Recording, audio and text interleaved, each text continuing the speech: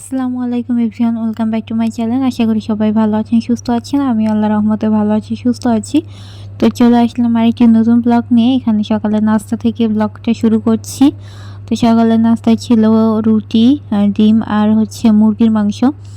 তারপরে এখানে আব্বু বাজার থেকে চিংড়ি মাছ নিয়ে আসছে। তা আমি বললাম যে চিংড়ি মাছগুলো আমি কাটবো, আমার চিংড়ি মাছ কাটতে খুব ভালোই লাগে। আমি মাছের মধ্যে শুধুমাত্র এই চিংড়ি মাছটাই কাটতে পারি, তাছাড়া কোনো মাছই আমি কাটতে পারি না। তো আসলে মাছ কাটার প্রয়োজন পড়েনি কখনো। বড় মাছ যেগুলো আছে সেগুলো তো বাজার থেকে কাটিয়ে আনে, আর ছোট মাছ হচ্ছে বুয়াই কেটে দেয়। আর চিংড়ি মাছগুলো আমি এখন সুন্দর করে কেটে নিব। তারপরে আছে এখানে রান্না করছে লাউ চিংড়ি, লাউ দিয়ে চিংড়ি মাছ। আমার খুব পছন্দের একটা খাবার।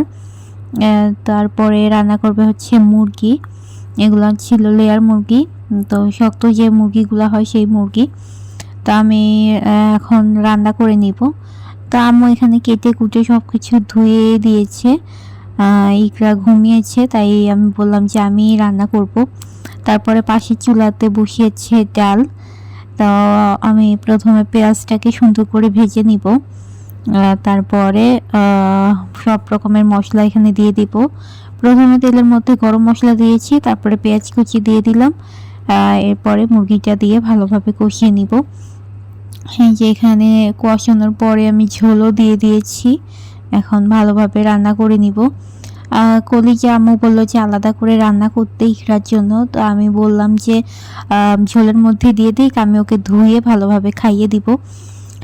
তো তারপরে হচ্ছে ইকরা উঠেছিল, ওকে গোসল টোসল করিয়ে দিয়ে আবার ঘুমিয়ে দিয়েছি। এখন আমি একটু বাইরে যাচ্ছি, আমার একটা কাজ ছিল।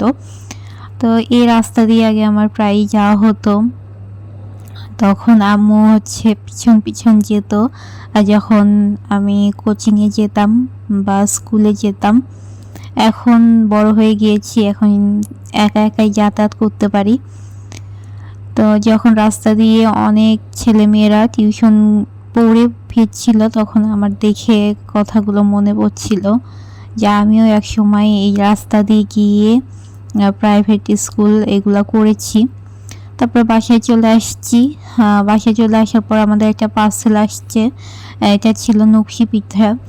তো আগে ব্লগে তো শেয়ার করলাম যে আমাদের হচ্ছে যে চালের গুঁড়া করা হয়েছে সেগুলা ভালো না, আর কয়েকদিন যাবত রোদও নেই, তাই আমার চালের গুঁড়া করে নেই। তো নকশি পিঠা বানানো তো একটা ঝামেলার কাজ। আমার নকশি পিঠাই খেতে ইচ্ছা করছিল, তাই এখানে আমি একটা পেজ থেকে নকশি পিঠা অর্ডার করে দিয়েছি। একটা সময় ছিল যখন আমি অনেকগুলা করে এরকম পিঠা বানিয়ে রাখতাম। তো আগের বার হচ্ছে ইকরা পেটে ছিল যখন শীতের সময়, তখনও আমি এই পিঠাগুলো বানাতে পারিনি, তার আগে বানাতাম।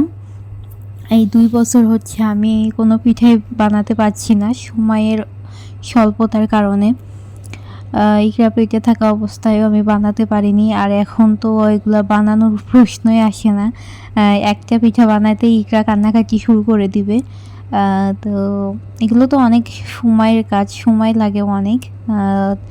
এই যে আমি একটা পেজ থেকে অর্ডার করে দিয়েছি। আগের বছর যে পেজ থেকে পিঠা নিয়েছিলাম ওই পেজের পিঠাগুলো খুবই মজার ছিল। তো ওই পেজটা আমি আর খুঁজে পাচ্ছি না। আমার হচ্ছে মেসেঞ্জার থেকে কনভারসেশনটা ডিলিট হয়ে গিয়েছে, ওই পেজটা আর খুঁজেই পেলাম না, আমার নামও মনে নেই। তো আমি অনেক দেখে শুনে একটা পেজ থেকে অর্ডার করে দিয়েছি। পিঠাগুলো ছিল মোটামুটি ভালোই, আহামরি কিছু না, কিন্তু আগের পেজে যে পিঠা আমি নিয়েছিলাম ওগুলা সব থেকে বেশি মজার ছিল। তো আমি এই যে ডিজাইনগুলো দেখছিলাম, ডিজাইনগুলো আসলে এই সবগুলো ডিজাইনই আমি করতে পারি।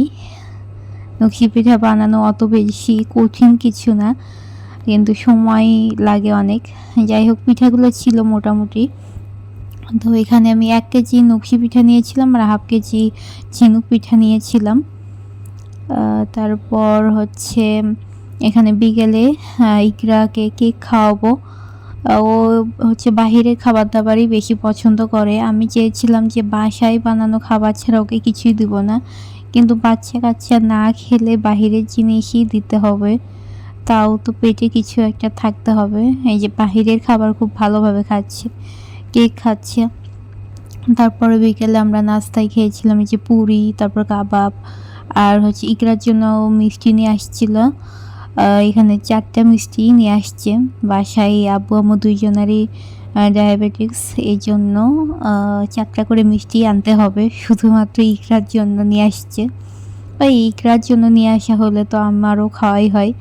ইকরার কতটুকুই বা খায়, একটা মিষ্টির হাফও খেতে পারে না ভালোভাবে। তো এই ছিল আজকের ব্লগ। আশা করি ব্লগটা আপনাদের কাছে ভালো লেগেছে। আল্লাহ হাফেজ।